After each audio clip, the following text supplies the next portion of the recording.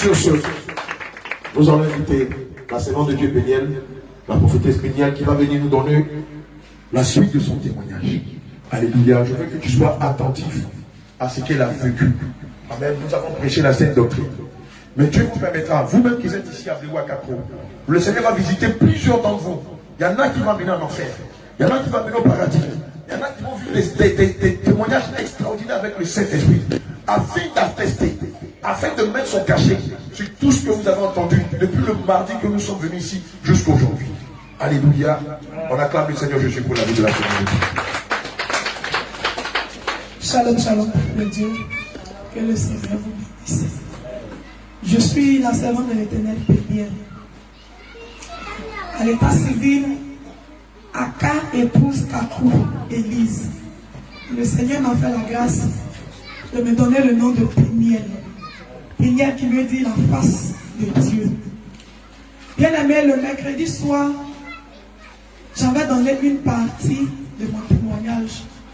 Pour ceux qui n'étaient pas là, le mardi soir, mardi, mercredi. Pour ceux qui n'étaient pas là ces 2 jours-là, je vais revenir rapidement dessus et puis continuer. Bien aimé, aujourd'hui le Seigneur m'a fait la grâce de m'arrêter ici et vous parler. Tout ce que j'ai vécu par le passé, c'est à ma propre honte. Je m'habillais très mal. Et je vais dire à quelqu'un ici que pendant que je m'habillais mal, j'étais chrétienne. Je me disais chrétienne. Mes robes, là, si c'est trop long, c'est si le couturier a trop pris mon tissu et que ça va arriver ici. Sinon, les robes, c'est quelque part ici. Ou bien je portais les petites culottes. Je portais même souvent les ras-fesses. Je mettais les vestons dessus, je sortais avec mon mari. Je me promenais dans les rues comme ça.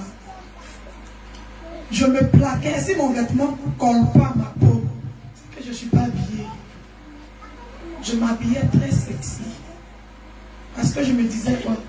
Le Seigneur qui m'a donné une forme généreuse, il faudrait que je l'expose à la face du monde pour montrer ce que le Seigneur m'a donné. Pour dire au monde, voici, le Seigneur m'a donné de belles jambes, le Seigneur m'a donné de jolis mollets. Je ne savais pas que j'étais en train de dénuder le temple du Seigneur. Je ne savais pas que j'étais en train d'attrister l'Esprit de Dieu en moi. Et ça continuait comme ça, je m'habillais mal. J'avais toutes sortes de perruques. Toutes les couleurs. Je me maquillais, je faisais les faux cils, les faux ongles. En tout cas, j'étais dans le monde et j'avais tous les artifices de Jézabel avec moi. Je me maquillais et j'avais tout le temps mon fond de teint dans mon sac. Même quand je suis dans un véhicule que mon visage commence à transpirer, je me cache et je mets le fond de teint. Et j'étais très noire. Je suis une femme abhorrée. Je suis abhorrée de ton noir. Et j'étais très noire. J'avais, pour vous qui connaissez, quand on dit une femme abhorrée et noire, c'était moi. Mais un noir brillant, un noir beau, joli. Mais je me suis dit que c'est pas joli. Il fallait que je me dépigmente. Et j'ai commencé à me dépigmenter la peau. J'ai commencé, ça rougit, ça noircit, ça flécit, ça blanchit. J'étais déçue. Je faisais tout. Et arrivé un moment, je suis allée à un niveau supérieur où je n'utilisais plus les produits de 1000 francs, 2000, 3000. Mais je suis allée dans les pommades de 36 000, dans les pommades de 40 000, dans les pommades de 60 000. Et chaque 2 semaines, j'étais dans les instituts de beauté. Je me gommais. Déjà même, j'exposais ma nudité parce que ce sont des femmes qui me gommaient la peau. Il fallait être nue, porter un petit caleçon. On me gommait la peau. On me mettait dans les machines pour bronzer le teint. Et j'ai réussi à voir ce teint de rêve que je voulais. Parce que j'avais un teint noir, cacao, brillant, satanique. Et c'est comme ça que je vivais. Jusqu'à ce que mon mari et moi, on décide de régulariser notre situation.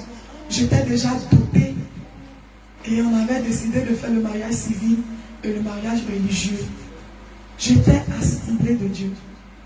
Le mariage a été célébré au temple la résurrection de Dabou. Bien aimé, j'étais chrétienne, j'étais assemblée de Dieu. On m'a jamais dit que les mèches n'étaient pas bonnes. On m'a jamais dit que je ne pouvais pas, que je pouvais garder ce pain que Dieu m'a donné. On m'a jamais dit que les boucles d'oreilles et autres, on ne prêchait pas ça. Pourtant, l'église assemblée de Dieu, par le passé, était une église qui était dépouillée. Parce que dans le temple, il y avait des mamans les plus anciennes qui étaient dépouillées. Et je me suis approchée d'une. Je lui ai dit, maman, je remarque que tu ne portes pas les bijoux, tu es toujours voilée. Elle dit, ma fille, ancien assemblée de Dieu, c'est comme ça qu'on s'habillait. On ne voyait pas nos jambes. Mais souvent, je partais à l'église avec des jupes qui m'arrivent là.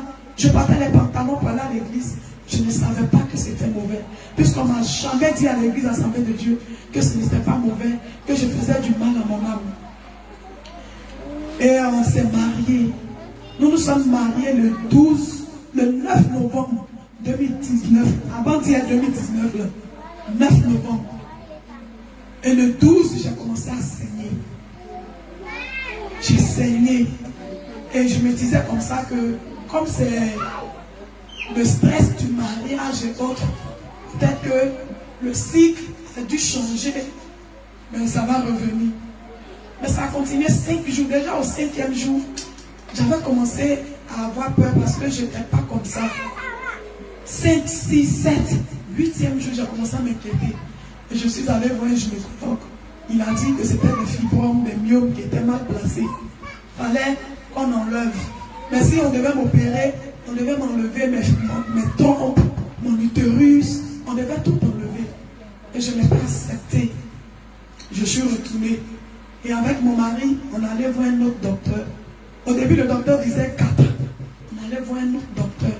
Il a raconté les mêmes choses. Il m'a dit, là même les mieux m'ont augmenté. Ils ont dit 8. J'étais désespérée. Et comme j'avais pour habitude de m'habiller mal, à 10 jours, 2 semaines de saignement, j'ai commencé à être pâle. Bien aimé, je ne pouvais plus, je ne pouvais plus me pomader. Je ne savais même pas où j'avais déposé ma pommade. Parce que j'étais angoissée. Il fallait trouver une solution. Il fallait trouver des voies et moyens pour que le sang puisse s'arrêter. Les docteurs me donnaient, pour celles qui ont vécu des moments de saignement, on dit Primoluc l'or. Un comprimé, automatiquement, en quelques minutes, le sang s'arrête. Moi, j'ai pris Primoluc l'or, et maintenant j'ai bien saigné. Et j'ai commencé à m'inquiéter.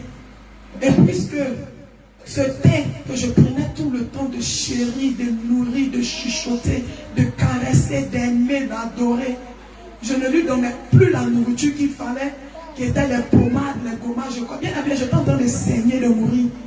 Je peux aller me coucher encore dans les instituts de beauté.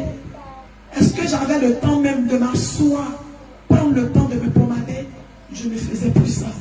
Alors les réalités ont commencé. J'ai commencé à noircir. J'ai commencé à noircir. Et je ne pouvais plus aller me dresser. Je ne pouvais plus aller me défriser, me faire quoi que ce soit. Je ne pouvais plus me maquiller. Et mes bouts d'oreilles même ont commencé à me geler. Et donc, je me suis dépouillée sans savoir que c'est ce que le Seigneur voulait. Alors, puisque je ne pouvais plus mettre de perruque sur ma tête, j'ai commencé à me voiler. Et puisque j'avais peur d'être mouillée par le sang, alors j'ai commencé à porter de gros boubous, de longs habits, pour que si le sang peut-être coule, que je sois quand même protégée. J'étais tout le temps protégée avec des chiffons. Mon sac que je tenais, j'avais toujours des protections dedans. Et on a commencé à chercher des voies et moyens. Et ce que je vais dire aujourd'hui, là, vous savez, quand vous devez rendre un témoignage et que vous êtes devant l'écran, il y a des choses que vous oubliez de dire. On cherchait des voies et moyens pour guérir. Alors je suis allée dans les plus grands hôpitaux de la Côte d'Ivoire. J'ai été à la Pisa, rien. J'ai été dans des cliniques, rien. On m'a dit qu'il y a un grand docteur, pour lui c'est spécial gynécologique. À Cocody, je me suis rendue là-bas avec mon mari. Le docteur, quand il a fait l'échographie, il dit, hey, mais tout est pourri. Bon, tu peux vivre, mais il faut qu'on enlève tout. Et j'ai dit, au début j'ai eu peur, j'ai dit ok. Et après, il y a une petite et douce voix qui m'a dit, on ne va pas tout enlever. Alors j'ai eu la force, j'ai dit au docteur, moi je sais que même si vous enlevez, moi je vais faire enfant. Le docteur dit jamais. J'ai dit si, il dit jamais. Il a dit mais il y a des moments qui n'avaient pas d'utérus, le Seigneur a fait la grâce, elles ont enfanté. Le docteur dit d'aller chercher ces femmes-là, de venir, lui il va les consulter, il va regarder les anciens examens et l'hôpital dans lequel les femmes l'ont accouché. Et puis il va croire.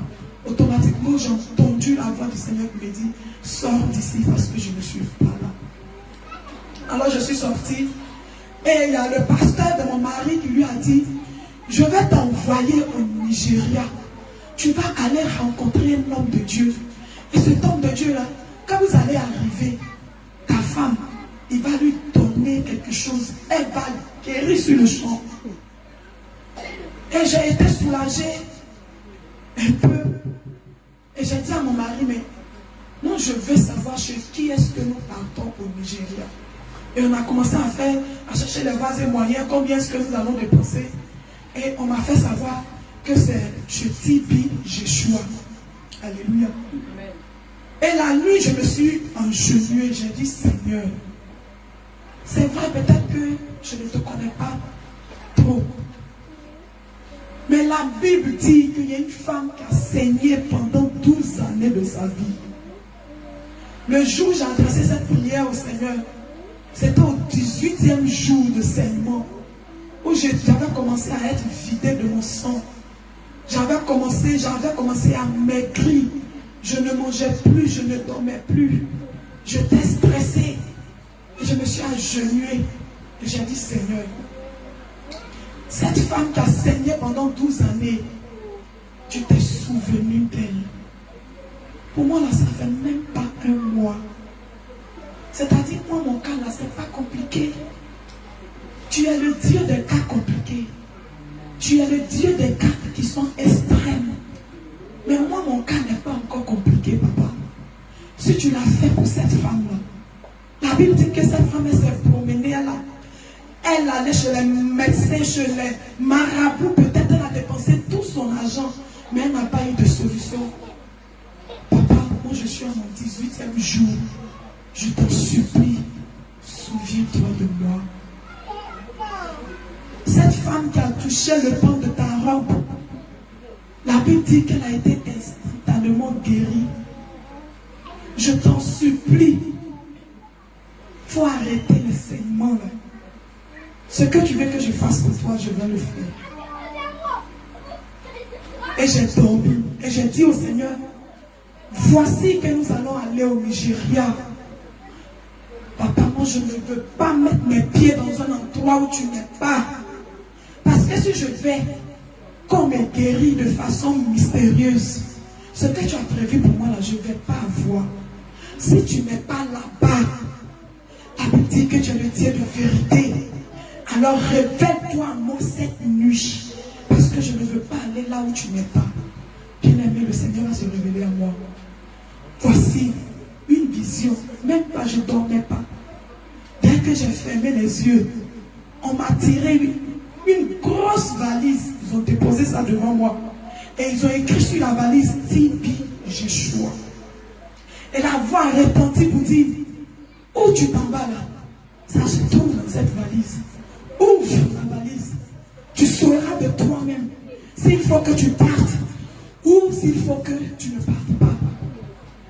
Alors quand j'ai ouvert la valise, bien-aimé, la valise était remplie de serpents, c'était rempli de scorpions, c'était rempli de cafards, c'était rempli de déchets, c'était rempli d'asticots, c'était rempli, c'était vilain à voir. Et l'odeur, une vilaine et mauvaise odeur qui est rentrée dans mes narines. Et j'ai crié Jésus. Et je me suis réveillée. Quand je me suis revenue à moi, j'ai réveillé mon mari. J'ai dit, Lambon, on ne va pas aller au Nigeria. J'appelle mon mari Lambon parce que Lambon veut dire mon chef. C'est comme ça que je l'appelle. Et j'ai dit, non, bon, on n'ira pas au Nigeria. Il dit, mais pourquoi? J'ai dit, Dieu n'est pas là-bas. Il dit, comment tu as fait pour savoir que Dieu n'est pas là-bas? J'ai dit, le Seigneur vient de me montrer quelque chose, je n'irai pas. Il dit, mais si on ne va pas, regarde ton état. Regarde comment tu es devenu. Allons, tu vas respirer, tu vas redevenir celle que tu étais avant. Je dis, s'il faut que je meure, je mourrai. Mais moi, je n'irai pas au Nigeria.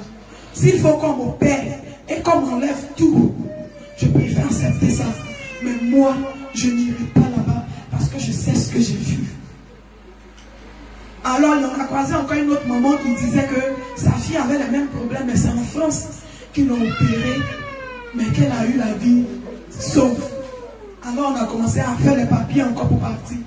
C'est en ce moment, bien aimé, qu'il y a une de mes soeurs au travail, qui m'a appelé pour me dire, mais Élise, depuis tu as fait ton mariage là, tu dis tu es malade, tu as quoi? Et j'ai fait une photo de moi, je lui ai envoyé par WhatsApp. Elle m'a dit, mais c'est quoi tu as? Comment tu es devenu? J'ai dit, je ne sais pas, mais je suis malade. Je saigne, ça ne me finit pas. Et elle va me dire, va à l'intérieur. Il y a un docteur qui s'appelle Giovanni. C'est un gynécologue. Si tu arrives là, qui dit il va t'opérer puis il va tout enlever, c'est qu'il faut le laisser, il va opérer, il va tout enlever. Parce que le Seigneur l'utilise beaucoup. Alors j'ai fait part de ça à mon mari. Et ce jour-là, je suis allée toute seule. Je suis arrivée, bien aimée. Le docteur Tchemani a fait une échographie. Quand il a fait l'échographie, il dit, aïe, mais tout est pourri. J'ai dit, oh Seigneur, je suis foutu. Ce monsieur m'a dit, c'est lui qui a le dernier mot. Lui aussi, il dit, tout est pourri.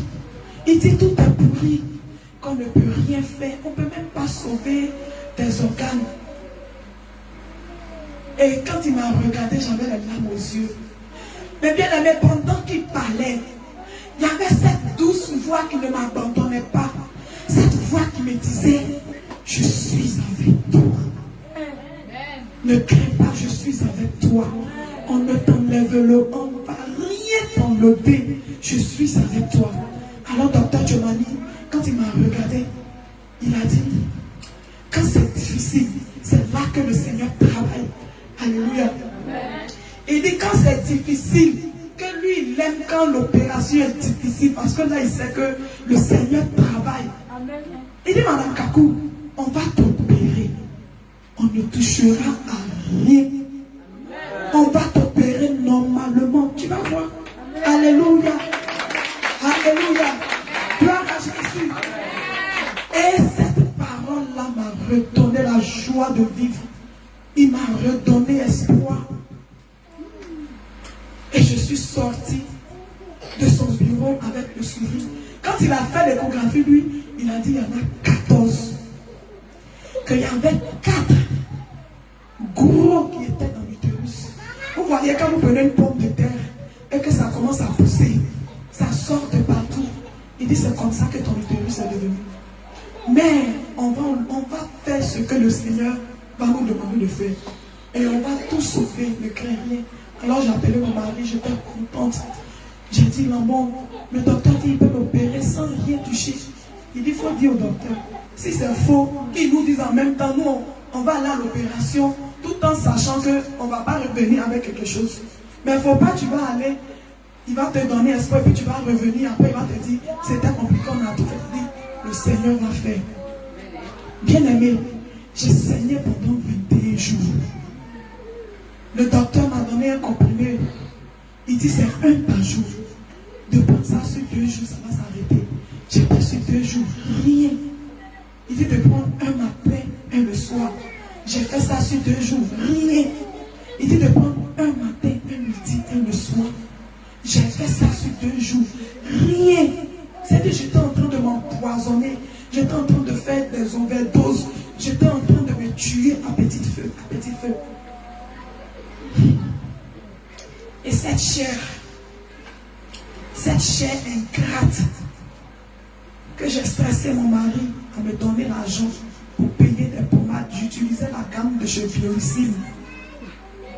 La gamme, quand on met tout ensemble, c'est environ les 180 000. Je stressais mon mari, il me teinture de beauté pour me gommer le corps. Un gommage complet de corps fait 30 000. Je faisais tout ça. Mais lorsque j'ai arrêté, ne serait-ce que 10 jours, bien aimé, j'ai noirci. J'ai noirci, j'ai maigri. J'ai maigri et ce teint que je prenais le temps de chérir, le temps d'aimer de tout mon cœur, qui faisait que je m'habillais mal, qui faisait que je couchais avec les hommes, tous ceux qui me convoitaient sur le chemin, parce que j'étais à Dabou, j'étais à Abidjan et je travaillais à Dabou. Quand je prends le cas, bien aimé, il y a des hommes qui venaient spécialement, ils n'ont pas couru, ils ne travaillent pas. Mais quand ils rentrent dans le cas, ils disent, aujourd'hui, je suis venu voir comment tu es habillé. C'est-à-dire, pardonnez, je ne sais pas si vous comprenez, c'est-à-dire, aujourd'hui, je suis venu coucher avec toi en esprit. On m'a partagé des démons sans que je ne le sache. Et cela a affecté mon âme.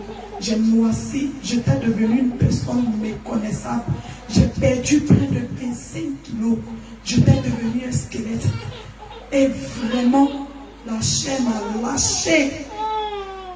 Mais le Seigneur qui ne dort pas, lui qui n'abandonne pas, lui, il ne m'a pas abandonné. Et nous sommes allés à l'opération. Je devais rencontrer ce jour-là l'anesthésiste. Quand il m'a vu, il dit, madame, on ne va pas t'endormir. Nous allons faire sous forme de césarienne. Tu vas assister à l'opération. Et j'ai dit, ok. Et quand on devait m'opérer, moi, comme j'avais pour habitude d'être opéré, alors je me suis arrangé moi-même tout ce que je pouvais faire pour ne pas qu'on envoie peut-être un stagiaire homme pour dire il va venir faire lui qui va me raser. J'avais déjà tout préparé. Et quand ils sont venus me trouver dans la chambre, c'était une Libanaise. J'étais dépouillée sans le vouloir. J'ai été dépouillée moi-même. Et il s'est resté mon alliance. Et la dame m'a dit, ma soeur, on ne va pas au front avec des ornements. On ne va pas en guerre avec des ornements. Ton alliance, la faut enlever. Bien aimé, j'étais beaucoup attachée à mon alliance. Parce que c'est une alliance en or qui était remplie de 6 diamants. Je dis diamants, c'est des diamants, de vrais diamants. C'était un trésor pour moi qui était attaché à mon cœur. Et je ne voulais pas enlever mon alliance. Elle m'a dit, il faut enlever. Quand tu vas ressortir, si tu es vivante, tu vas reporter ta chose. Et puis j'ai enlevé mon alliance. Je lui ai donné avec beaucoup d'hésitation. Et nous sommes allés à l'opération.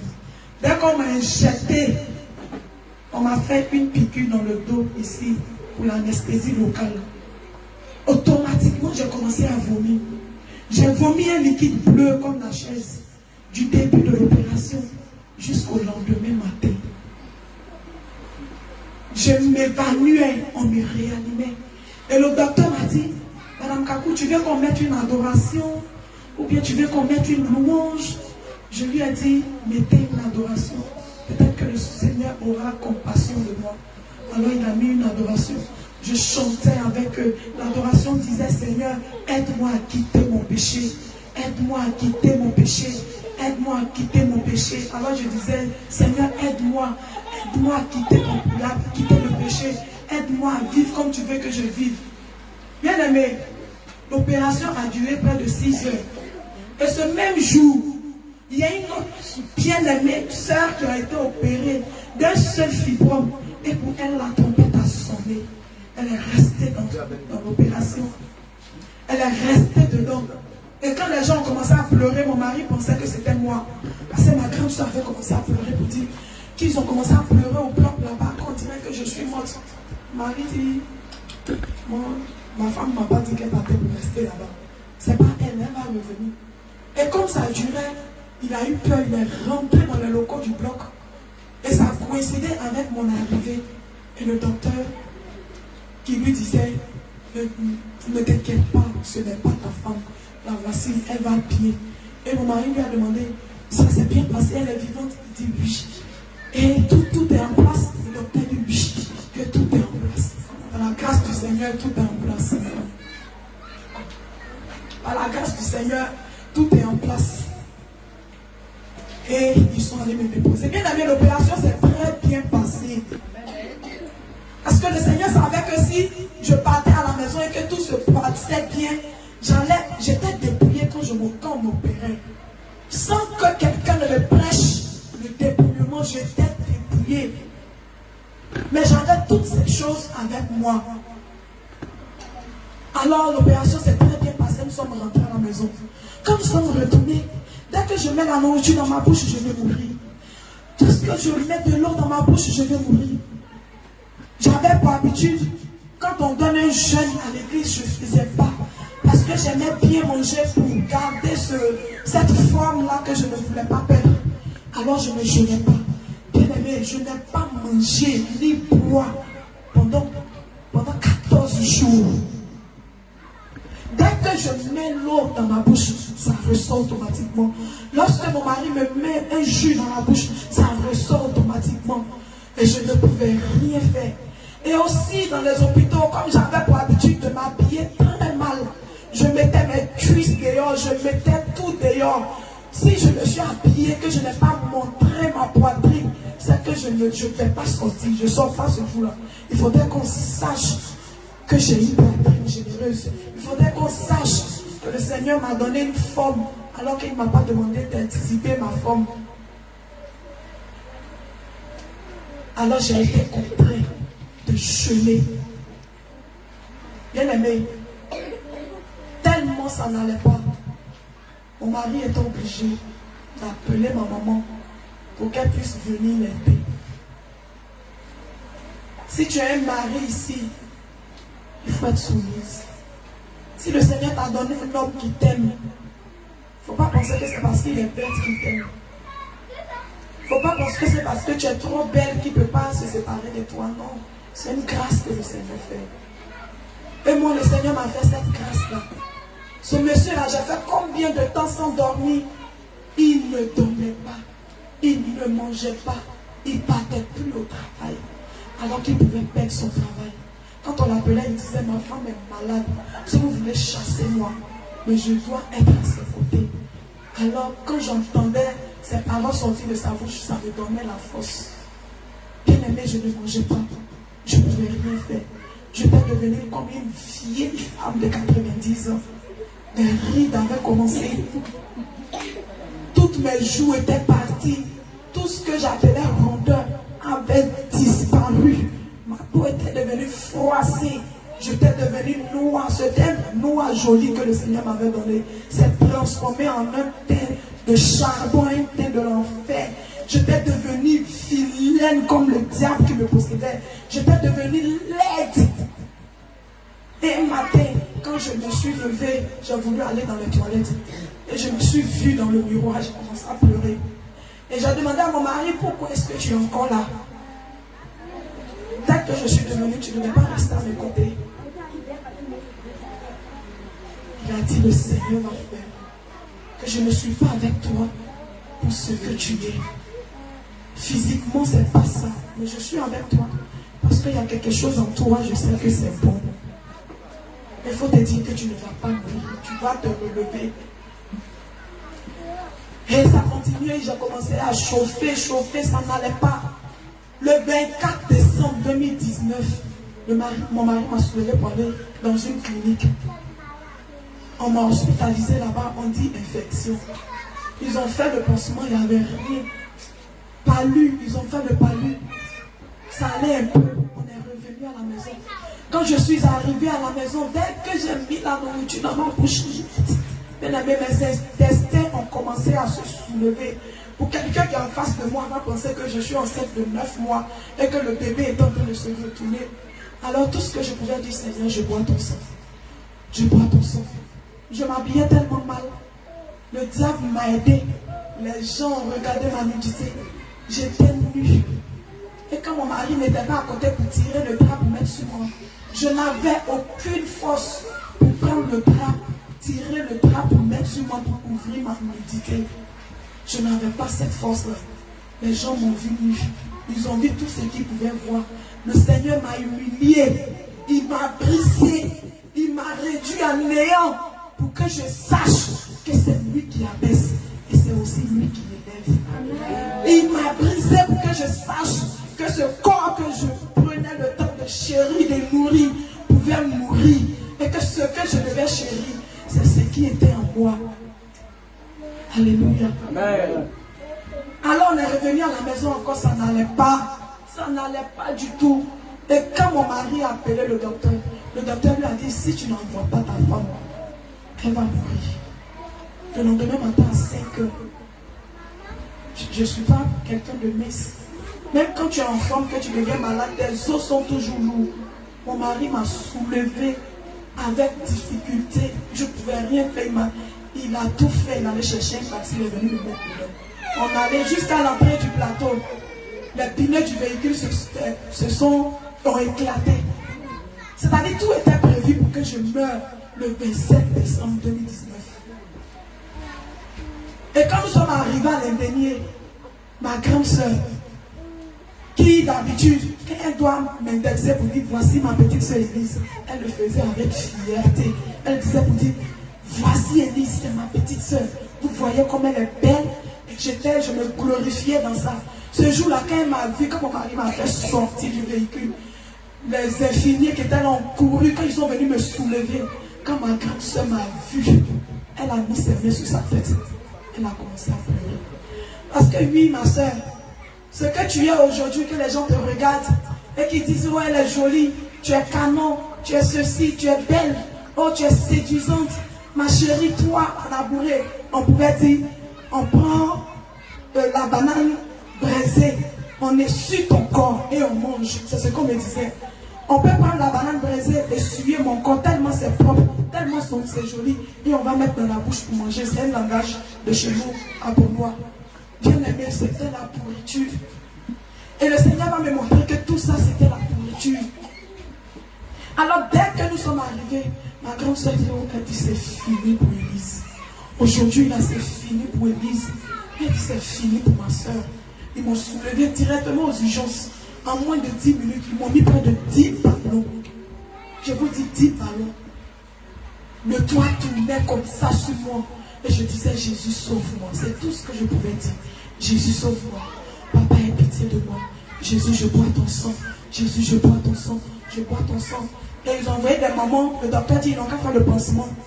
Quand ils ont ouvert la plaie, j'avais fait une infection. Et comme le Seigneur, quand il veut te délivrer, il te prépare à tout. Bien aimé, tout mon bas-ventre était pourri. Tout était pourri. Ce jour-là, le pu qu'ils ont levé de mon ventre, les petits vases là, étaient remplis. Et la maman, les mamans, elles étaient deux. Il y a une qui avait attrapé ici. L'autre avait attrapé là. Et le docteur dit serrez. Serrez jusqu'à ce que le sang sorte. J'ai vécu des moments de douleur. J'ai vécu des moments de douleur extrême. Je ne sais plus quelle douleur mon organisme ne pourra plus supporter. Parce que j'ai vécu des moments difficiles. Et elles ont pressé la chair, elles ont tellement pressé. Je pleurais, j'ai crié au début. Arrivé à certains moments, ma voix ne sortait plus. Et ils ont dit à mon mari de ne pas rentrer. Il dit non, il faut qu'il rentre. Et il est rentré, il est venu, il m'a trouvé. Il dit, quand je l'ai vu, j'ai commencé à pleurer. J'ai dit, non, bon, aujourd'hui, là, tu vas retourner sans moi. Tu vas retourner sans moi. Je ne serai plus avec toi parce qu'aujourd'hui, là, je sens que je suis partie. Je sens que je vais mourir. Aujourd'hui, là, c'est mon dernier jour. Il dit, tu ne mourras pas. Et il y a une voix qui me disait, tu vas mourir. Tu vas mourir. Et il y a une autre voix qui me disait, je suis avec toi. Ne crains rien, je suis avec toi. Vous savez, les hommes, ils ont pour habitude de ne pas pleurer. Mon mari me disait, chérie, sois forte. Tu es une femme forte. Je t'ai connue en tant qu'une femme. Tu es physique, tu es forte. Il lui a dit, chérie, je n'ai plus de force. C'est vrai, je suis forte. Le Seigneur m'a donné une force d'homme. Alors que c'était, je prenais ça pour me glorifier. Si tu m'as fait quelque chose de mal, que j'ai attrapé ton cou. Si on ne m'a pas attrapé, je vais casser ton cou. Si j'attrape, si tu m'as fait quelque chose, si je te dis quitte devant moi, il faut obéir. Sinon, si je t'ai lancé un pied, je risque de te briser un os. Mon mari m'a dit, je sais que tu es forte. Sois forte, tiens bon, tu ne vas pas mourir. Je ne peux plus. Je ne peux plus parce que je sais que cette force m'a abandonné. Je ne pouvais plus rien faire. Et ça a continué. La maman elle pleurait, elle m'a dit, ma fille, je sais que ça fait très mal. Mais je suis en train de faire mon travail. Si on ne finit pas ça là-dessus, ça va atteindre tes organes et puis tu vas mourir. Je lui ai dit, mais je suis déjà morte. Non, je suis morte, je ne vis plus. À peine même mes paroles sortaient de ma bouche. Et quand c'est fini, j'étais un peu soulagée, je pensais que c'était fini. Alors que c'est maintenant que le Seigneur allait me montrer que c'est lui qui est le Dieu tout-puissant. Alors le docteur a dit, envoyez-la dans mon bureau. Et ils m'ont soulevé, tout le monde me voyait nu. Alors que j'avais pour habitude de m'habiller mal. Normalement, je ne devais plus avoir honte puisque je m'habillais mal. Puisque je portais les caleçons pour me promener. Mais j'ai commencé à avoir honte. Parce que je me disais que ce que le Seigneur avait mis en moi, là, j'ai dénudé. Arrivé à cette époque, j'ai commencé à avoir honte. Et le docteur m'a envoyé dans son bureau. Il a fait une échographie rapidement. Il dit, il y a du sang qui a coagulé dans mon utérus, qui l'enlève. Bien aimé, il a pris une grosse seringue.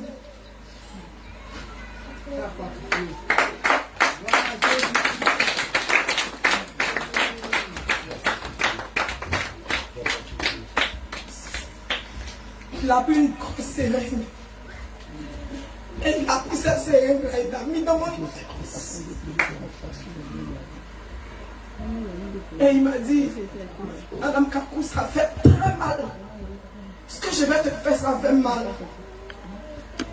Mais il n'y a pas d'anesthésie. Ce sont tes dents qui seront ton anesthésie. Il faut serrer tes dents pour atténuer la douleur. Il faut serrer tes dents pour que tu vives. Alors j'ai dit, Seigneur, donne-moi la force. J'avais compté sur la force physique que j'avais. J'ai pensé que ça allait faire au moins 5 minutes. Alors je me suis armée de courage. Alors le docteur est venu avec les cuirs. Il a ouvert l'utérus et il a piqué les cuirs. Et il tire le sang d'une manière, quand ça arrive au bout, il est obligé de taper dessus. J'ai vécu la douleur. J'ai vécu la douleur parce que ce jour-là, vous qui avez fait des enfants, vous qui avez enfanté, vous n'avez pas vécu cette douleur que j'ai vécue. J'ai tellement serré mes dents, arrivé à ce moment-là, ma tête était devenue lourde. Alors je disais, je vais mourir. La douleur était trop, c'était insupportable. Alors je me suis rappelé que dans la Bible, il y avait un homme qui s'appelait Bartimée. Bartimée était aveugle, il ne voyait pas. La Bible dit que quand Bartimée a entendu que Jésus-Christ de Nazareth passait, il s'est levé, il a jeté son manteau. Et j'ai dit, Seigneur, mon manteau c'est la douleur, je jette le manteau. La Bible dit, Bartimée a crié. Bartimée a dit, Jésus, fils de David, aie pitié de moi. Et le Seigneur lui a demandé, qu'est-ce que tu veux que je fasse pour toi? Il m'a dit, je veux voir. Et j'ai crié, je me suis souvenu de Bartimée. Je me suis dit, que s'il a fait pour Bartimée, il pouvait le faire pour moi. Alors j'ai crié de toutes mes forces. Cette petite force qui me restait. Alors j'ai crié, Jésus. Oh Jésus, fils de David. Fils de David, aie pitié de moi, pitié, pitié, papa, pitié, oh la douleur c'est insupportable, je ne peux plus, papa. Aie pitié de moi parce que j'ai péché, Seigneur.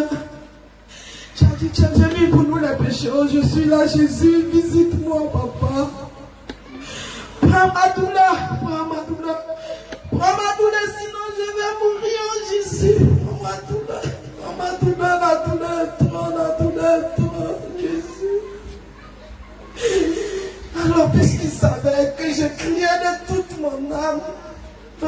maman était là, mais elle ne pouvait pas me soulager. Mon mari était là, mais il ne pouvait rien faire. J'ai regardé à gauche, j'ai regardé à droite, il n'y avait personne. J'ai regardé en haut, en bas, il n'y avait personne. J'étais toute seule. Alors quand j'ai crié à lui de tout mon cœur, je savais qu'il pouvait faire quelque chose pour moi. J'ai eu la foi. J'ai eu la foi. J'ai dit, Jésus, fils de David, oh, je suis là, papa, je suis une voleuse. Je vole. Je suis un petit con, je me déshabille pour me promener. Papa, je n'ai pas obéi à ta voix. Aie pitié de moi. Parce que si tu n'as pas pris la douleur, je vais mourir, Jésus, pitié. Le Seigneur s'est levé de son trône, il dit, il y a quelqu'un qui est en train de m'appeler. Il y a quelqu'un qui m'appelle de tout son cœur, de toute son âme, de tout son esprit. Et il est venu à mon secours. Alléluia. Il a dit, venez à moi, vous tous qui êtes fatigués, chargés, je vous donnerai le repos. Il a pris ma douleur. Et après ça, c'était comme si on m'avait mis de l'anesthésie. Je ne sentais plus rien. Et quand c'est fini, ils sont allés me déposer sur le lit, toute nue.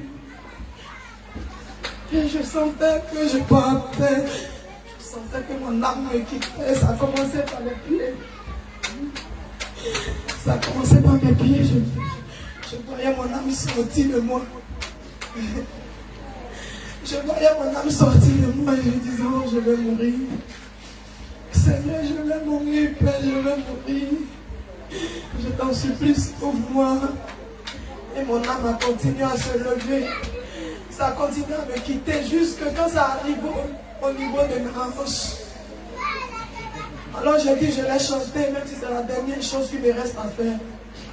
Ma voix ne sortait même pas. Alors je disais, Jésus, fongano malem, blalolo.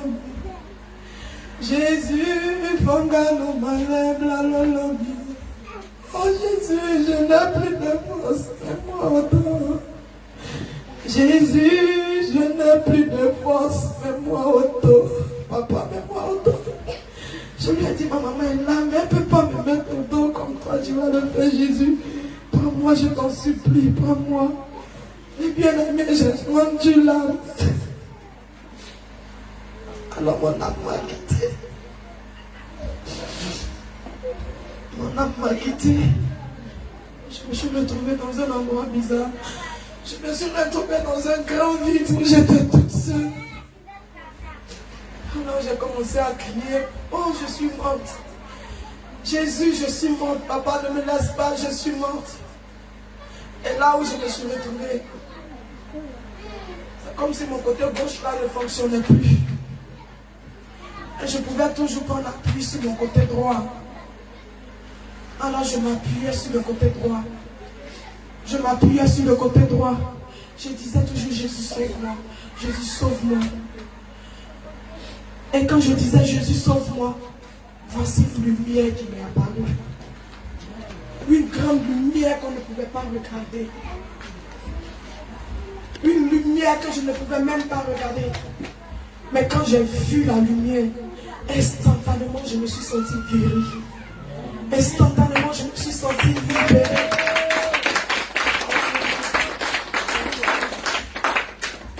Instantanément, j'ai eu la paix.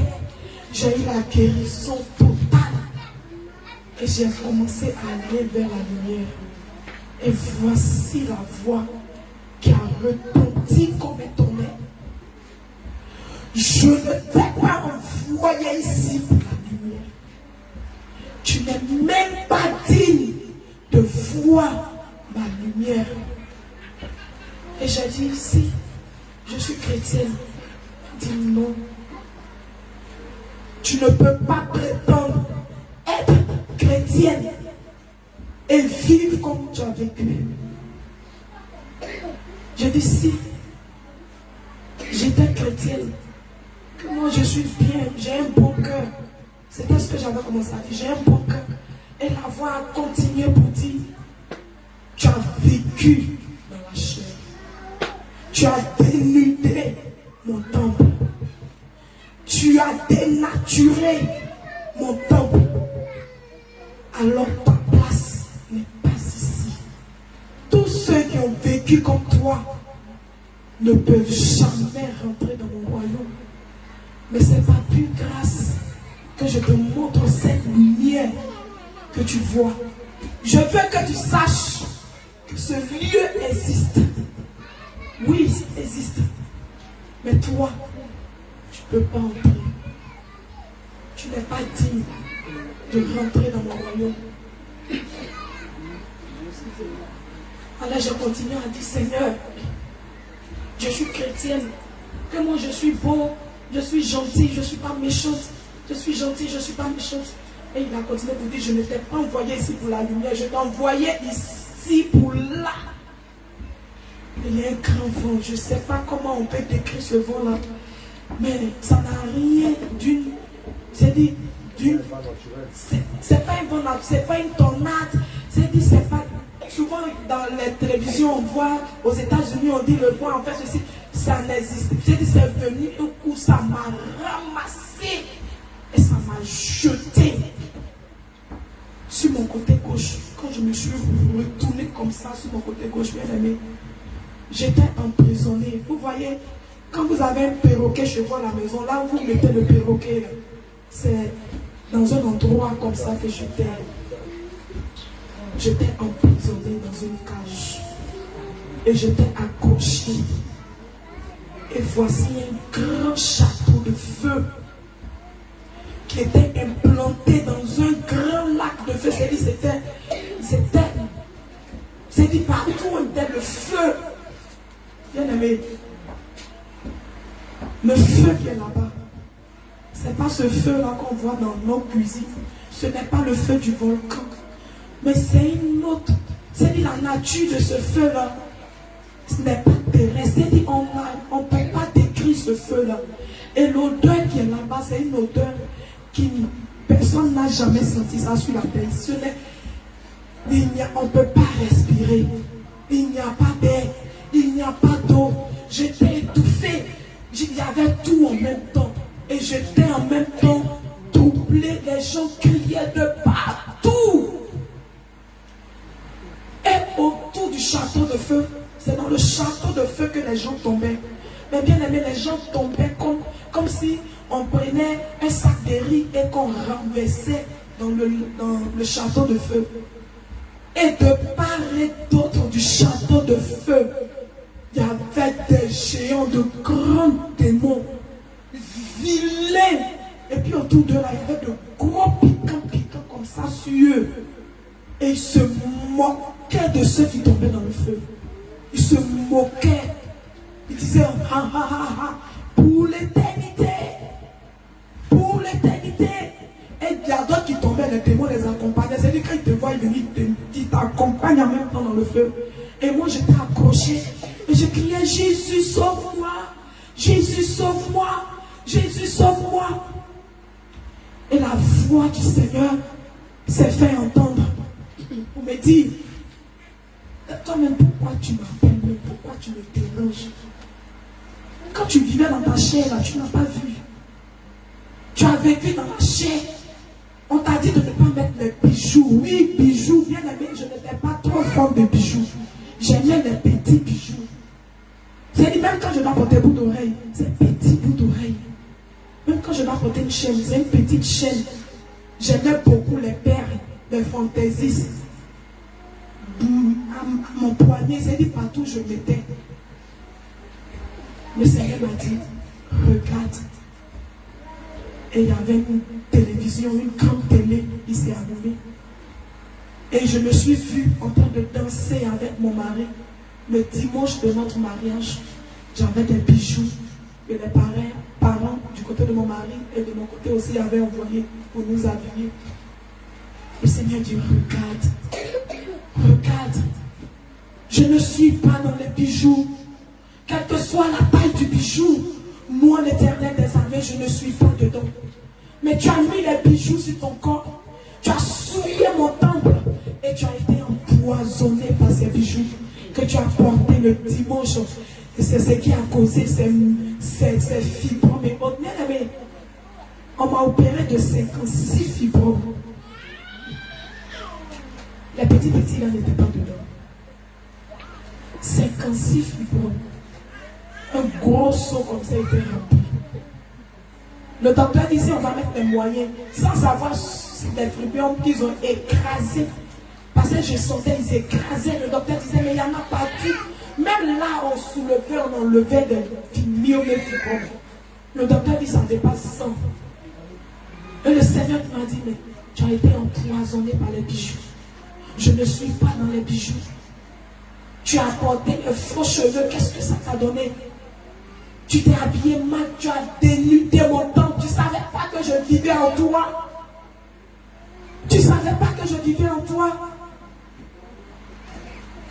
Toute personne qui a vécu comme toi, qui vit encore sur la terre, lorsque cette personne mourra, c'est ici qu'elle va périr.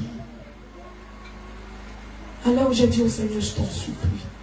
Jésus, je te demande pardon, fais-moi retourner. Si tu me fais retourner tout ce que tu veux que je fasse, je le ferai pour toi. Et il a continué pour dire, qui es-tu? Alors qu'il savait qui j'étais. C'est lui qui m'a formé depuis le sein de ma mère. Il savait qui j'étais. Quand il a dit, qui es-tu?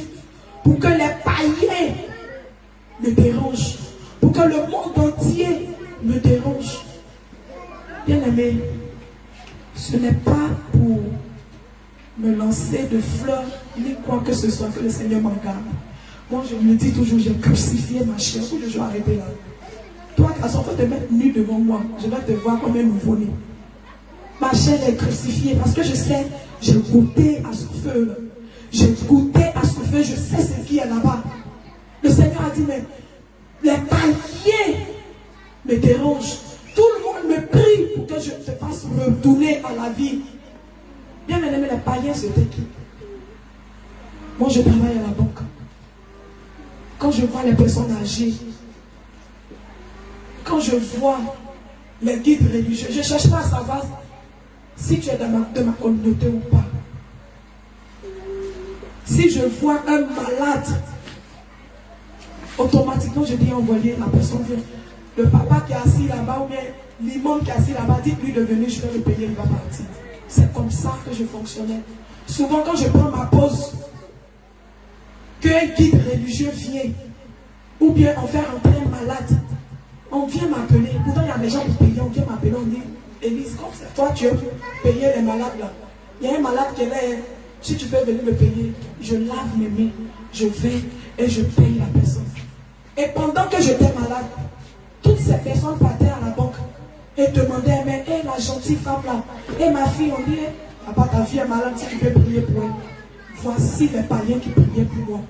Le Seigneur dit, ceux qui ne m'ont jamais confessé, aujourd'hui sont sur leurs genoux et ils disent que nous savons qu'il y a un Dieu suprême qui existe.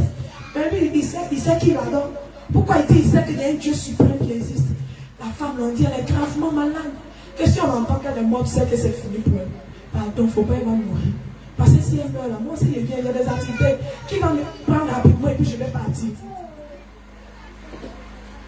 Et c'est comme ça le Seigneur a continué. Et quand il a dit, qui es-tu?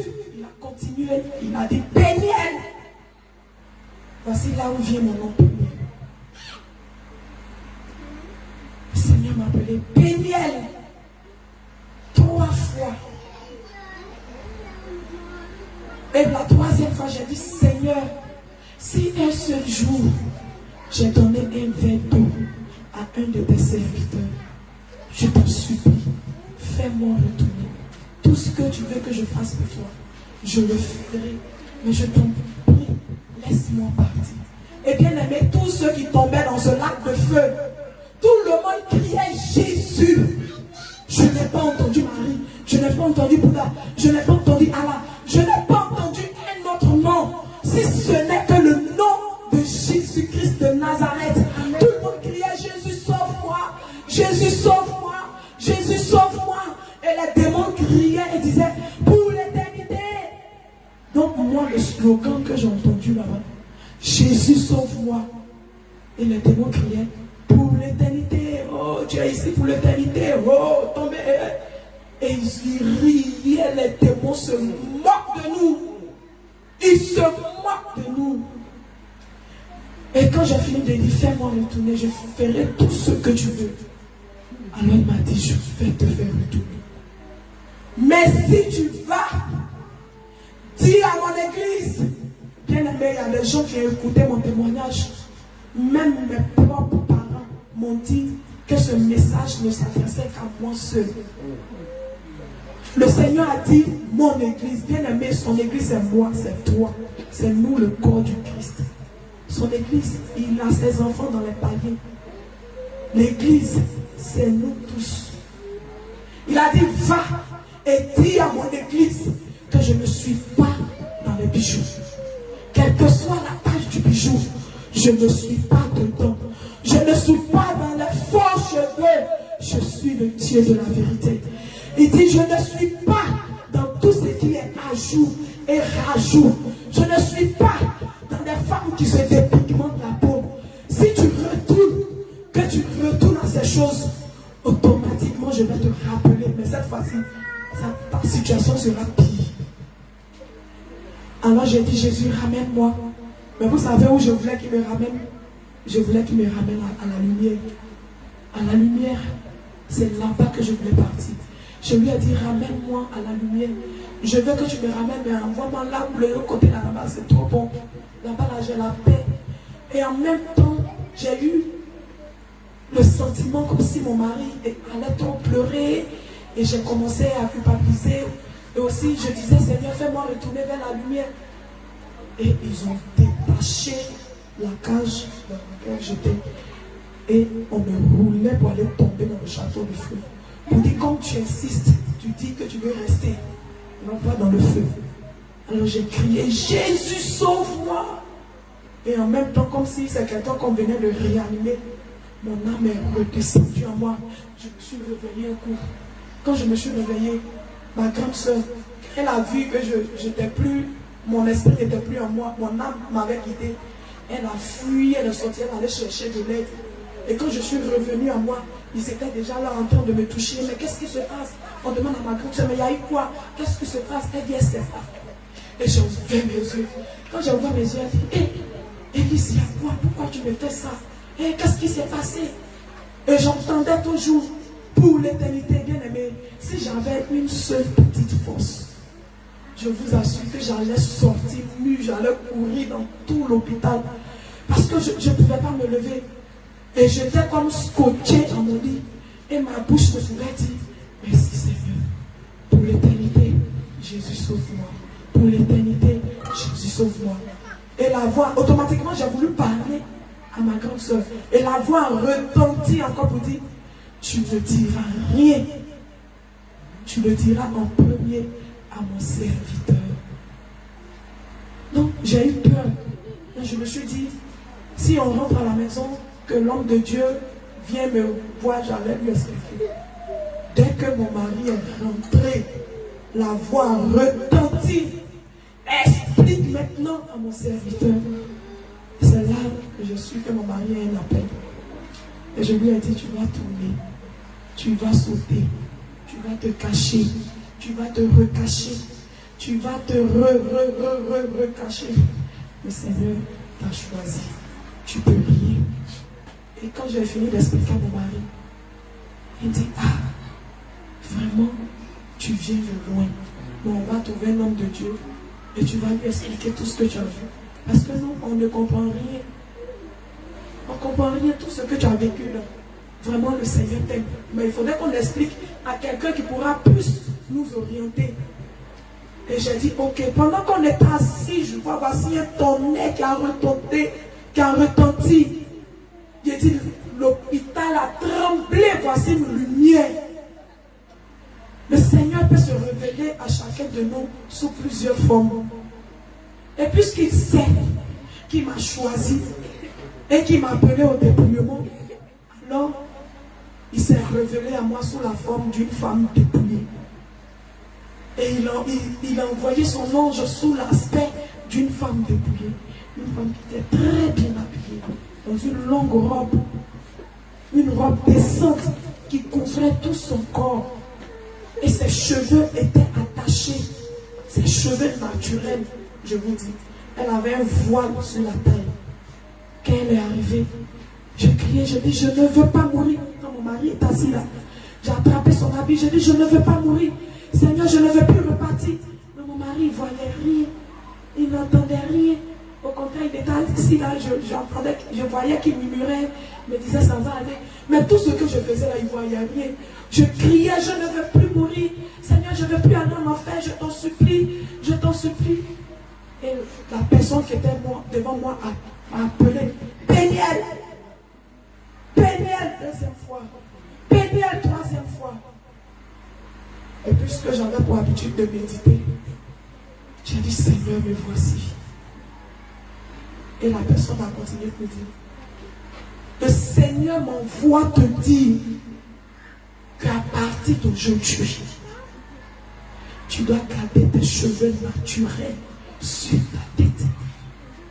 Il sait pourquoi il t'a fait africaine. Même si tes cheveux sont durs, c'est ce qu'il t'a donné. Tu vas garder tes cheveux naturels. Parce que de toute façon, tu t'es défrisé, tu as dénaturé tes cheveux. Tu as vu là où ça t'a conduit. Tu dois garder tes cheveux naturels. Tu ne dois plus mettre de pommade. Tu te décapes la peau. Tu dois laisser ton teint naturel. À partir d'aujourd'hui, plus de bijoux sur ton corps, quelle que soit la taille. Elle a fait sa main comme ça. Parce que je n'étais pas dans les gros bijoux. Je n'étais pas dans l'extravagance de bijoux. J'étais dans les petits bijoux. Mais tout ça, le Seigneur dit, lui, il n'est pas dedans. Il dit, il ne veut plus que tu mettes des bijoux sur ton corps. Elle a continué pour dire, les perleries. Plus de perleries. Les dessous sexy. Plus de dessous sexy. Le Seigneur veut qu'à partir d'aujourd'hui, de toute façon, je suis habillée. C'est comme ça que désormais, tu dois être habillé. Le Seigneur ne veut plus que tu mettes sur toi les dieux étrangers. Le Seigneur veut que tu sois naturel.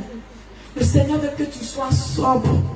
Le Seigneur veut que tu sois une femme selon lui son cœur. Et j'ai dit, j'ai compris. J'ai compris. De toutes les façons, je n'ai pas le choix. Est-ce que j'ai le choix? Je n'ai pas le choix. Le Seigneur savait que si quelqu'un venait, la lune où les choses allaient, si quelqu'un venait me prêcher le dépouillement, peut-être que j'allais me dépouiller, mais j'allais retourner à mon vomi. Il connaissait l'état de mon cœur.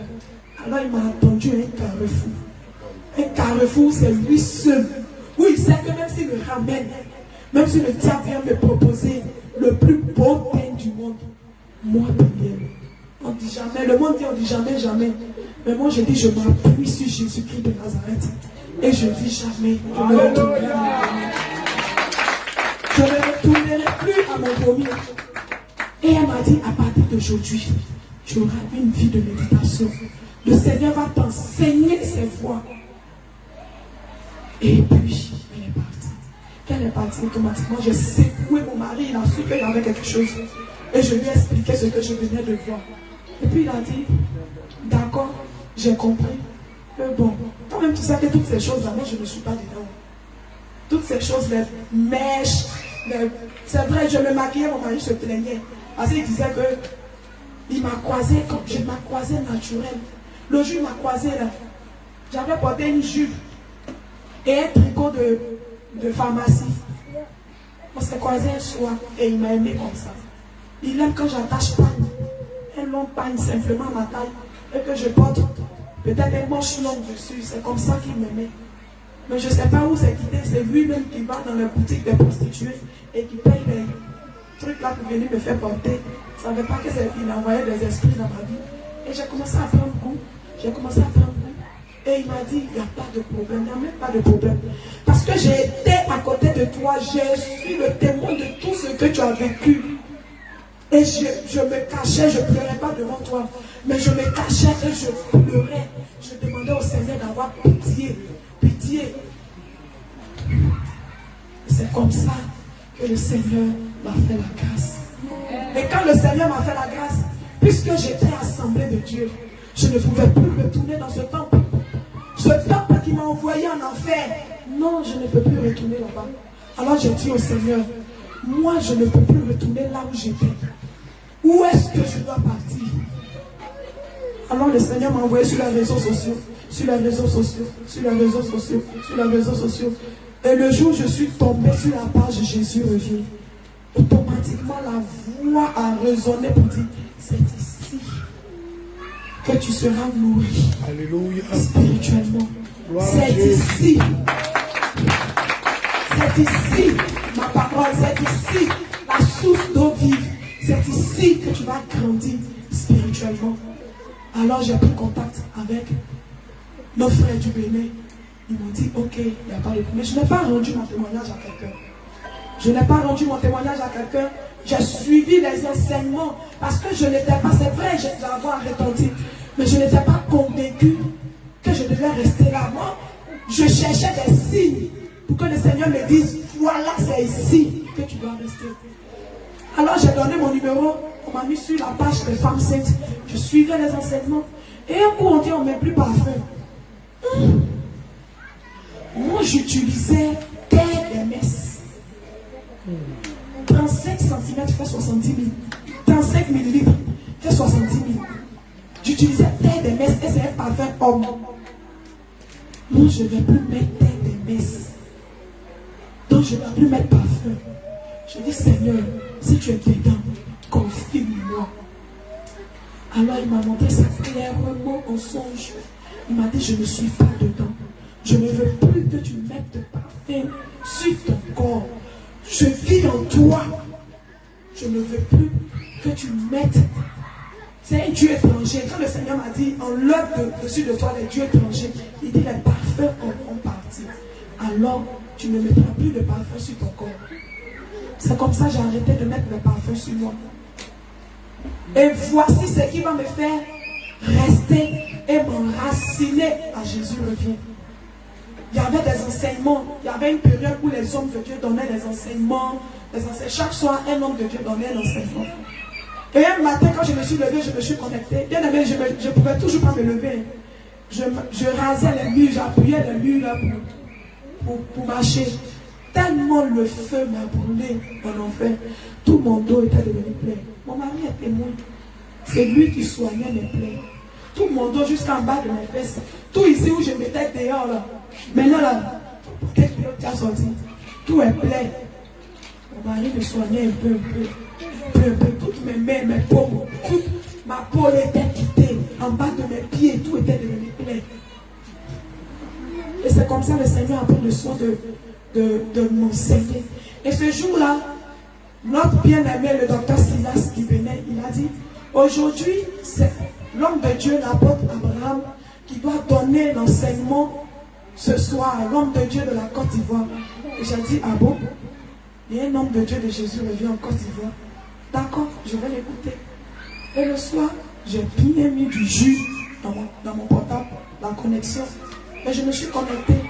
Quand je me suis connecté ce jour-là, l'homme de Dieu a donné l'enseignement sur est-ce qu'un chrétien peut aller voir les praticiens ou bien ceux qui vendent les herbes et autres.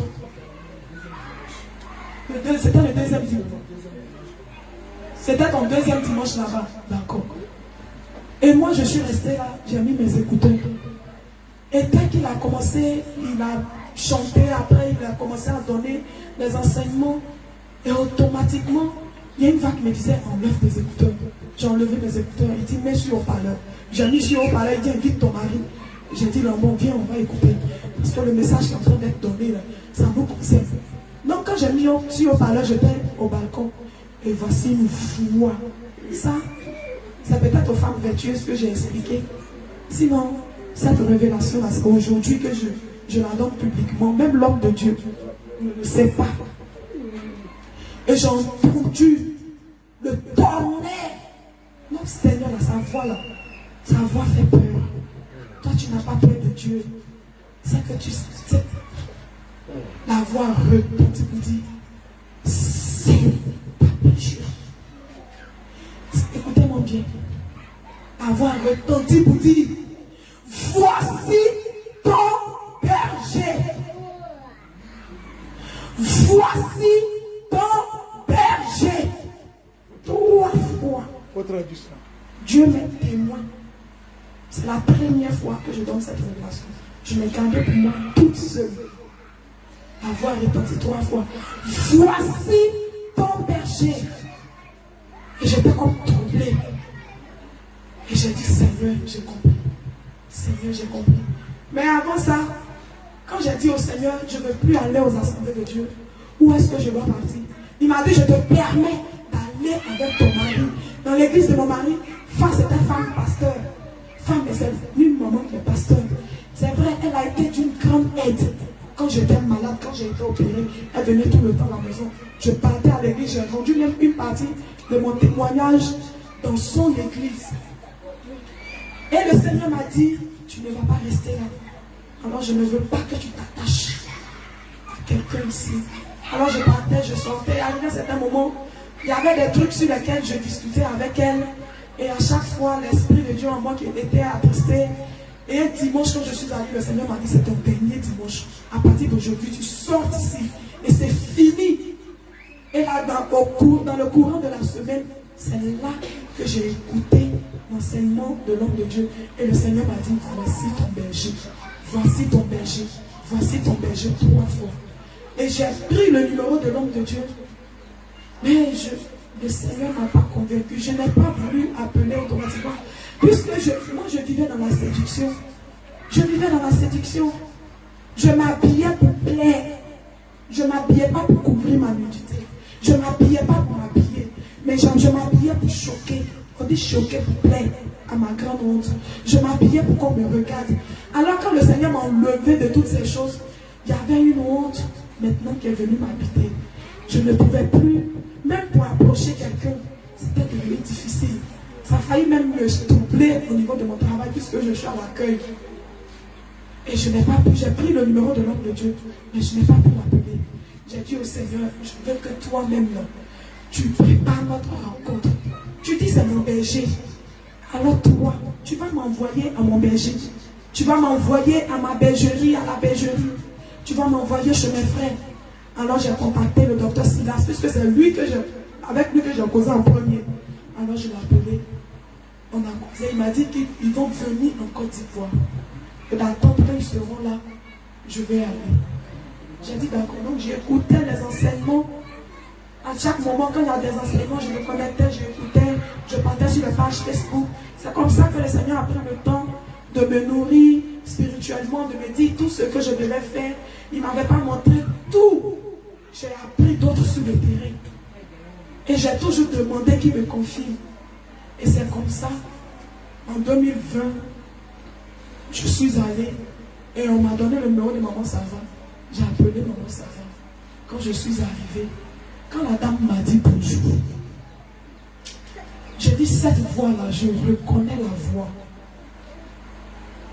Elle m'a dit bonjour ma bien-aimée soeur, comment tu vas? Je dis je vais bien. Mais c'est comme si je connaissais la voix.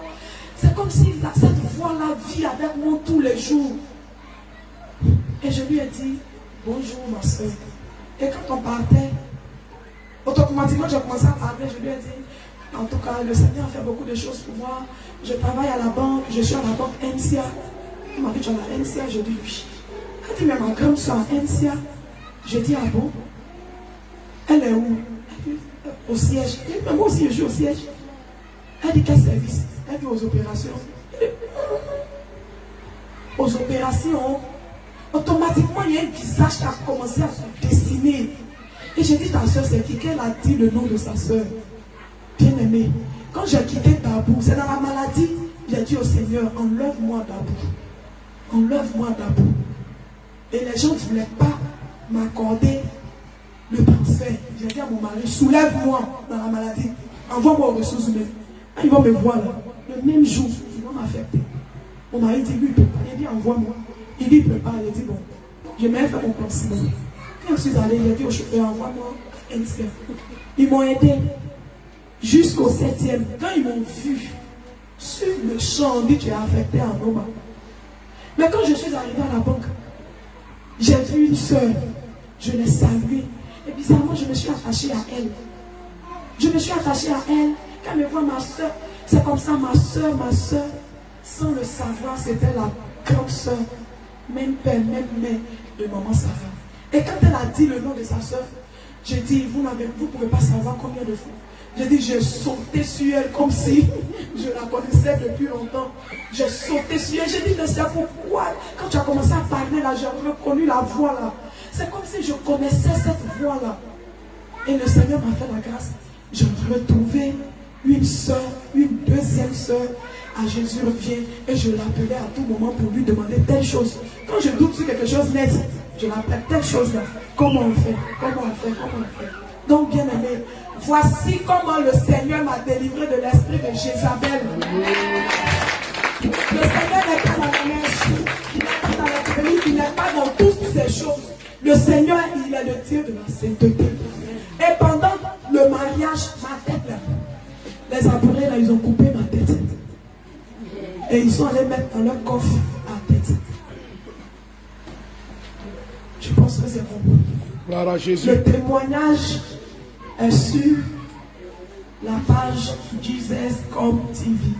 Allez, vous allez voir comment est-ce que le Seigneur m'a pris par la main pour aller récupérer ma tête coupée à la morgue de Beauvoir dans un coffre à tête pour replacer sur ma tête. Vous allez voir comment le Seigneur a envoyé les lucioles, les petites bêtes qui brillent dans le noir là, de milliards de lucioles pour me tirer des esprits des autres. Et Mamie Wata était là. Elle a dit, fais gaffe, si tu retournes à ton vomi. Mon vomi là, c'est les mèches, les bouts d'oreilles, les pantalons. Moi, quel pantalon? Si le pantalon n'a pas pris ma peau, c'était pas pendant moi, hein. Je suis peint. Et quand tu prends peinture et puis tu mets sur ton corps là, c'est comme ça que je portais moi mes pantalons. Et les bottes, je plaque ça bien pour qu'on sache qu'il y a une guitare basse qui passe quelque part. Alors que j'étais en train de me souiller le corps. Vous allez voir comment est-ce que le Seigneur m'a montré le purgatoire. Les catholiques qui pensent que le purgatoire existe. Oui, ça existe. C'est vrai. Mais ça y est en fait. Tu vas te retrouver là-bas. Vous allez voir comment les démons là traitent les gens là-bas. Vous allez voir comment le Seigneur a nettoyé mon âme d'un manteau qui me couvrait là jusqu'en bas. Un manteau de milliards de cafards. Ce n'est pas des petits cafards que vous voyez dans votre toilette. Des gros cafards comme des hommes avec des yeux humains. Vous allez voir comment le Seigneur a pris le temps de me nettoyer, de m'enseigner et de me faire rester. Jésus revient pour que je sois nourri spirituellement. Et mon objectif à l'air, c'est le ciel. Le Seigneur vous bénisse. Alléluia. Gloire à Jésus. Tu vas te tenir debout. Tu vas te tenir debout. Et puis tu vas acclamer le roi des rois. Tu vas acclamer le roi des rois. Et acclame le Seigneur, le Seigneur. Tu vas acclamer le roi des rois. Alléluia. Tu vas dire Jésus. Jésus. Jésus. Jésus. Jésus.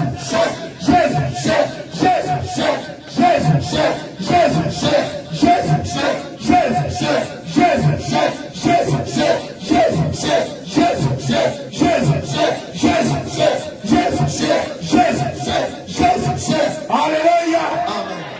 Gloire à Jésus. Amen. Qui est content?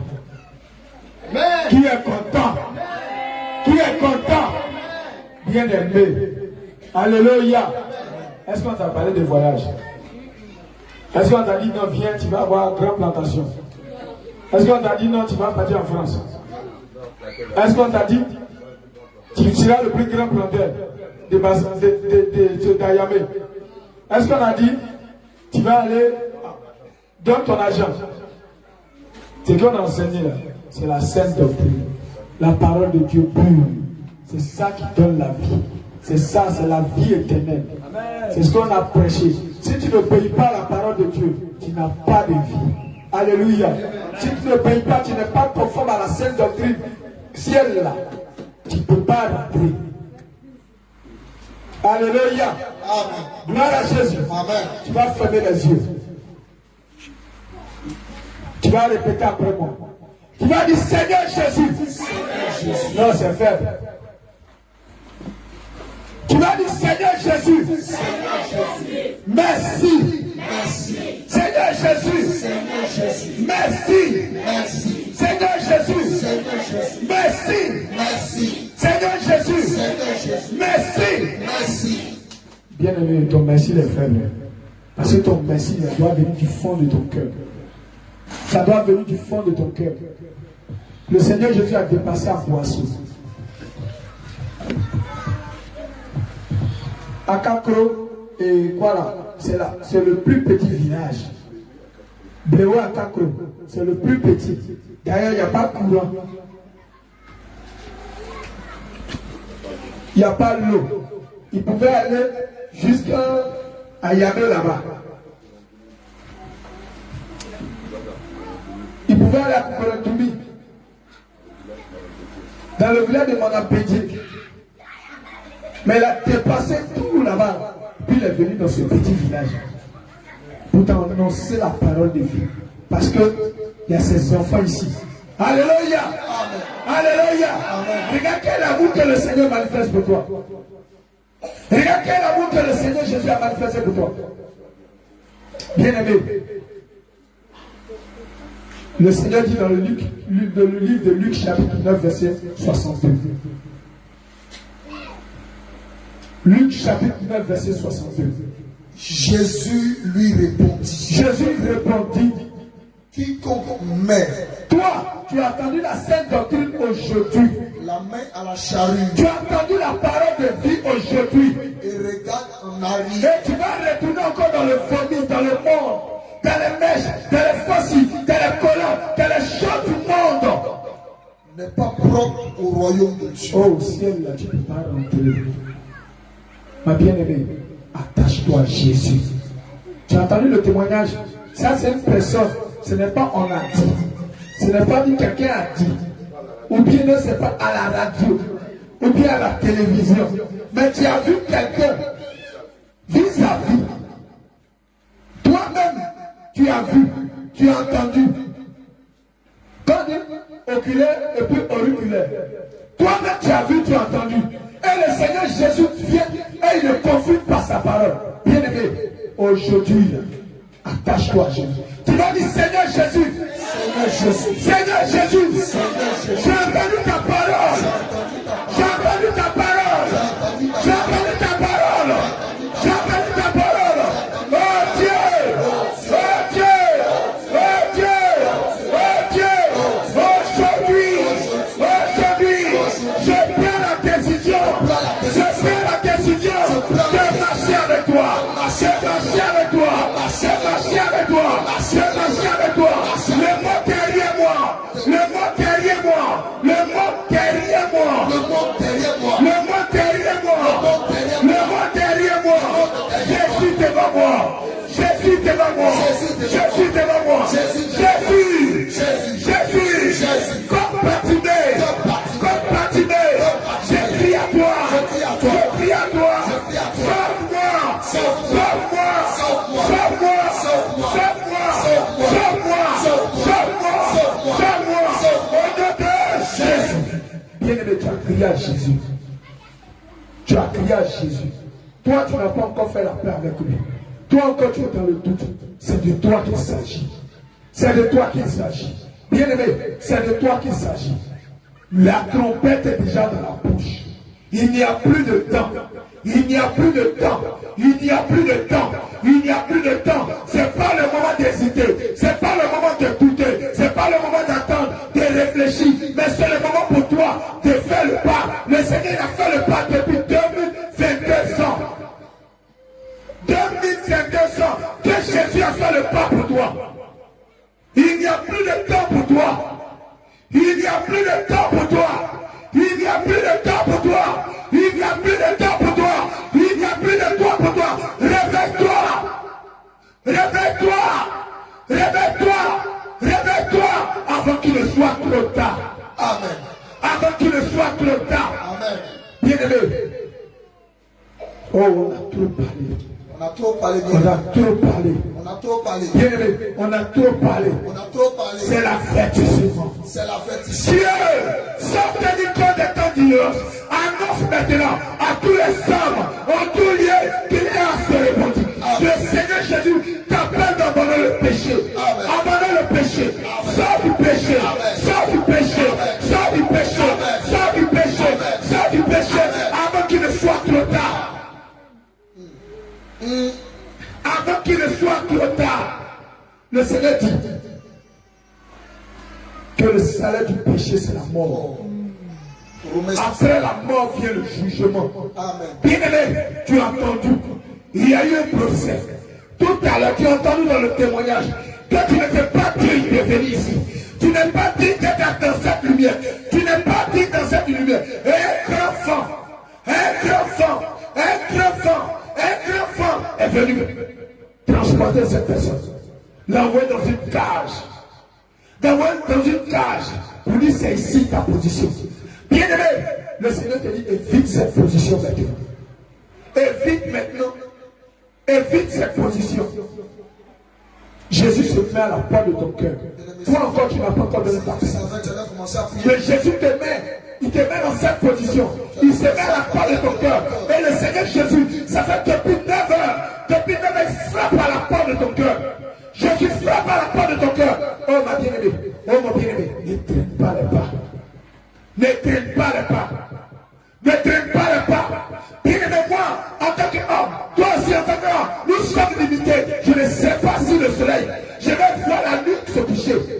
Rien ne le dit. Ne traîne pas les pas. Ne traîne pas les pas. L'horloge de Dieu, la seconde est en train de se traîner. Bien-aimé, ne traîne pas les pas. Pendant qu'il est encore temps, le Seigneur te tend la main. Saisis cette main. Saisis cette main. Saisis cette main. Saisis cette main. Saisis cette main. Saisis cette main. Saisis cette main. Saisis cette main. Saisis cette main. Saisis cette main. Au nom de Jésus. Oh ma bien-aimée. Oh mon bien-aimé. Dépêche-moi. Viens, on va aller au ciel. Monte dans la barque. C'est la même situation comme du temps de Noé. C'est ce que tu es en train de vivre encore aujourd'hui. C'est ce que tu es en train de vivre encore aujourd'hui. C'est ce que tu es en train de vivre encore aujourd'hui. Et bien aimé, le Seigneur te dit, réveille-toi. Vas-tu traîner l'impudicité? À cause de l'impudicité, tu vas rater le ciel. À cause de l'impudicité, tu vas rater le ciel. Ça te coûte quoi de t'engager avec le Seigneur? Le Seigneur n'a-t-il pas dit de rechercher premièrement le royaume des cieux? Matthieu chapitre 6, verset 30. Le Seigneur n'a-t-il pas dit de rechercher premièrement le royaume des cieux? Engage-toi avec le Seigneur. Le reste, c'est devant les détails. Mais ne dis pas, non, je vais attendre d'abord. Je vais corriger d'abord. Et puis je vais venir. Le diable ne va pas te donner ce temps de corriger. Il ne va pas te donner le temps de corriger. Il ne va pas te donner le temps de mettre en ordre. Il ne va pas te donner parce que tu l'échappes. Tu es en train de l'échapper. Dieu ne va pas te donner cette occasion. Tu vas dire, Seigneur Jésus. Seigneur Jésus. J'ai besoin de toi. J'ai besoin de toi. J'ai besoin de ton secours. J'ai besoin de ton secours.